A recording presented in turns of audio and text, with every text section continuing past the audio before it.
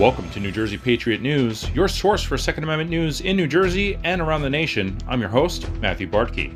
Today is Friday, February 16th, 2024. The Third Circuit issued a ruling on Tuesday in the Federal Law Enforcement Officers Association versus New Jersey case.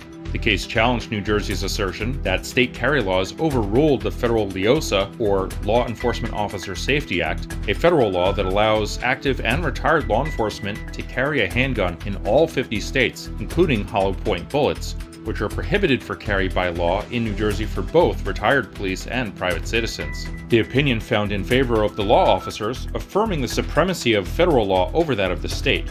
While this decision is not based on the constitutionality of New Jersey's laws, nor does it affect private citizens, Second Amendment advocates are hopeful that the decision can lead to pro-Second Amendment decisions in the future, such as the overturn of New Jersey's hollow point ban, and even the possibility of national reciprocity, as the decision essentially creates two classes of citizens.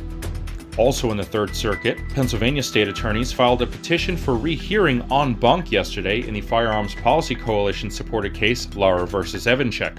The three-judge panel previously found that the Pennsylvania law prohibiting young adults 18 to 20 years old from carrying a firearm was unconstitutional under the Second Amendment. The state, in their petition, asserts the finding is flawed and that at the time of the founding, anyone under 21 was an infant with few independent legal rights, as opposed to full rights afforded adults.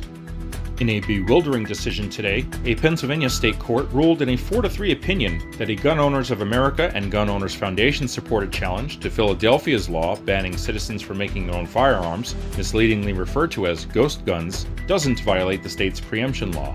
The preemption law prevents county, municipality, or township governments from regulating in any manner the lawful ownership, possession, transfer, or transportation of firearms or ammunition for purposes not prohibited by state law. The opinion states the reason for their finding as that though the state preempts firearm regulations, it doesn't implicitly or explicitly preclude the regulation of the entire field of firearms regulation, and further, that the components or parts that would ultimately be used to complete a firearm. Gun Owners of America and Gun Owners Foundation are evaluating their options for the next steps, according to a post on their X account.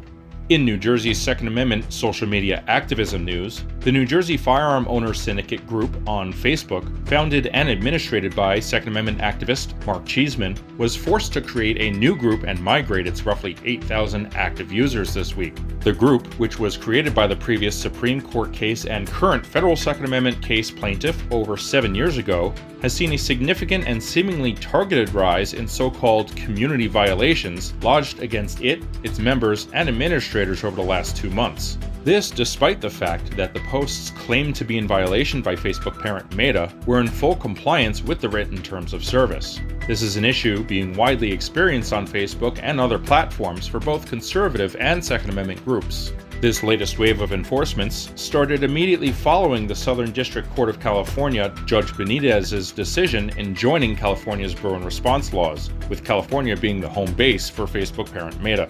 The new group, currently titled New Jersey Firearm Owner Syndicate 2, is quickly welcoming back its original base of Second Amendment rights supporters, as well as welcoming new members into the fold. With over 2,000 members joining the refreshed group in 24 hours, Mr. Cheesman commented, quote, "We won't be silenced as long as we band together and continue to fight for our First Amendment rights to secure our Second Amendment rights," end quote.